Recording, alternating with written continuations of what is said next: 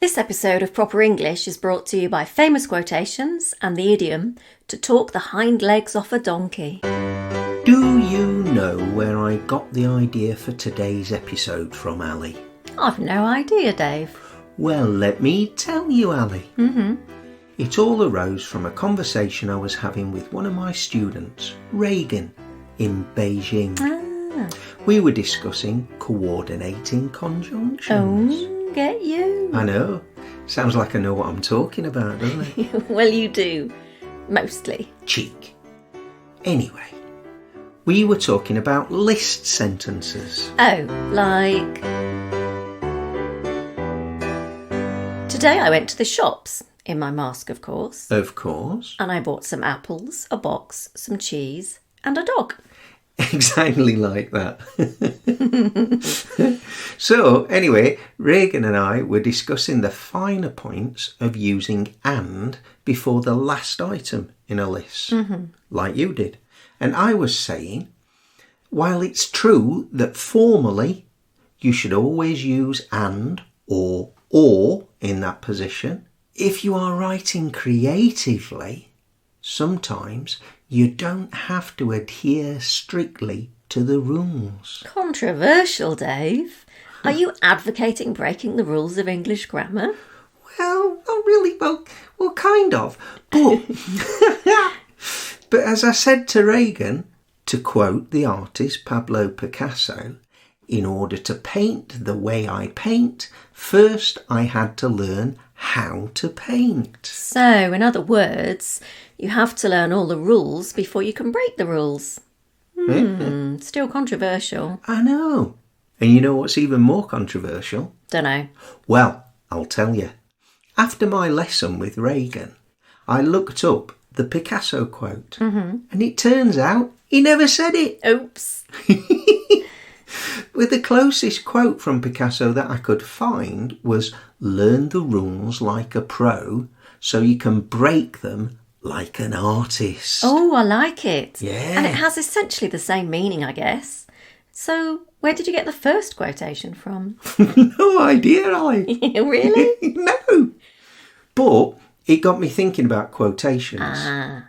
They're often really funny and witty. Witty means cleverly humorous. That's it. The sort of quick-witted reply you wish you'd said. A bon mot, to use some French, meaning a good word. A witticism, something clever and amusing said as part of some dialogue. There's another French phrase that's related to a witticism, l'esprit d'escalier, which translates as the spirit of the staircase. Ah, yeah. Meaning you think of something witty and clever to say at a dinner party, but unfortunately, you think of it as you're walking down the stairs, leaving the party. Yeah, I'm familiar with that. Do the French dine upstairs? Maybe they do. Or maybe you're going up to an apartment. Ah, okay. Yeah, and I use l'esprit d'escalier quite often in my lessons, actually, to illustrate the difficulty of not being as fluent as you would like to be when you're speaking English in a social situation. It's really hard trying to keep up, isn't it? Because you want to be as clever and as fluent and witty in English as you are in your own language. And it's really frustrating and difficult. And you feel like a child. The thing is, you have to keep practicing and practicing. It will come eventually, that fluency. You just, and we, with our Portuguese, I know. just have to keep at it. I know. Anyway, where were we? Ah, yeah, quotations. Do you have a favourite quotation, Ali? Well, not a favourite as such, Dave.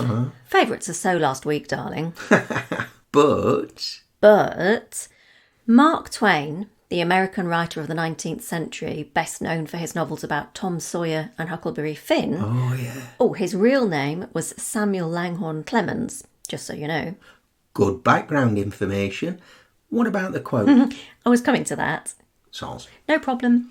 Anyway, here's a quote attributed to Mark Twain. I've lived through some terrible things in my life, some of which actually happened. I like that. So, I was listening to a guided meditation and this chap was talking about anxiety and worry. And he came out with this quote, which I'd never heard before. Now, I can worry to professional standard. True. And as anyone else who is a worrier knows, in our heads, we've lived through some terribly tough times.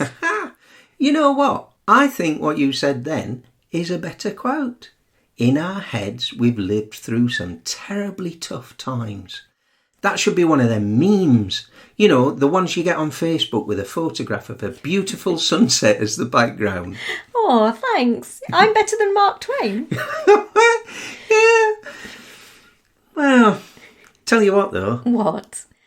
It's not 100% certain that the rather wonderful Mark Twain actually said or wrote the quote that you said. You're joking. I'm not. I had a dig around on the internet and it turns out that a lot of the quotations attributed to Mark Twain are actually misattributions. Oh, well, that's disappointing. I know. Can't believe everything you read on the internet, I guess. Mark Twain said that. You can't believe everything you read on the internet. Did he? Not really.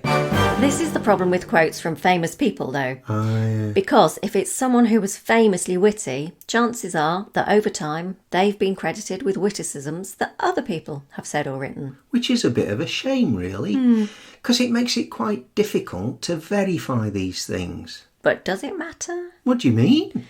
Well, does it matter if quotes aren't attributed to the right person? Well, I suppose it depends on who said what and when. If you were famous rivals, for instance, and you said something witty and it was later credited to your rival, you wouldn't be too pleased, would you? I guess not. You'd be fuming, mate. This last story is about stealing somebody else's clever sayings. Oh, go on. I love a good story, me.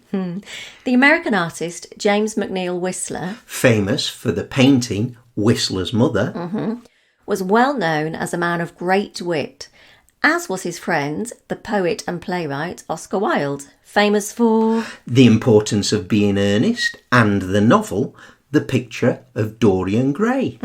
Now, it was known that Mr. Wilde would sometimes shamelessly appropriate the witticisms of others and pass them off as his own. Oh dear. Naughty, naughty. So anyway, Whistler and Wilde... Sounds like a comedy double act. Morecambe and Wise, Little and Large, Cannon and Ball, ladies and gentlemen, Whistler and Wilde. A lot of obscure English cultural references there, Dave, but... Anyway, Whistler and Wilde were out together one night with some friends, and Whistler said something particularly humorous and clever. Not really sure what he said. This has been lost in the midst of time. And Oscar Wilde laughed and said, "I wish I had said that," to which Whistler retorted, You will, Oscar. You will. It is alleged that Oscar laughed long and hard at this, as he often did when the joke was on him. And this was a good one. Now it's time for Idiom of the Week. Idiom of the week. Picture the scene. You're just about to settle down with a good book and a nice cup of tea, Your favourite. and there's a knock on the front door. It's your Uncle Fred. Now, he's a lovely old chap, but he never shuts up. In fact, it seems as if he never actually pauses for breath in between anecdotes. He talks incessantly to the point that he is actually exhausting to be with for any length of time. As you would say, Dave. Uncle Fred. He could talk the hind legs off a donkey. Oh, aye. So, any idea where this idiom comes from, Ali? Well, I'm glad you asked, Dave. I'm not going to go on about it. Ha! But it looks like it's a pretty old idiom going back to the 19th century and possibly earlier. The hind legs are the back legs of the quadruped in question. Very nice. And because it's true that horses or donkeys don't generally sit on their bottoms, the idea of this idiom is that if you talk for long enough, the animal collapses backwards through exhaustion. That's really sad, actually. Yes. You know, Australians have got a similar idiom. To talk the legs off an iron pot. Oh, I like it. Yeah. And here we are at the end of another episode of Proper English. As always, we hope you've had fun listening in on our conversation. And whether you're a new listener or a regular subscriber, why not get in touch with us? You can email us at properenglish, all one word, at sapo.pt, or you can ask us questions on Instagram or Twitter or Facebook if you have them. And don't forget to tell everyone you know about us. Friends, family, anyone who's studying or learning English. And make sure you like this episode and leave us a nice review and subscribe to us on your favourite podcast app. And it's worth bearing in mind that every episode we've done is available out there, not just the latest ones, so you can listen to everything we've ever recorded as many times as you like. How many times, Dave? As many times as you like. So, until next time, it's goodbye from me. And it's goodbye from me too. And thank you for listening to Proper English.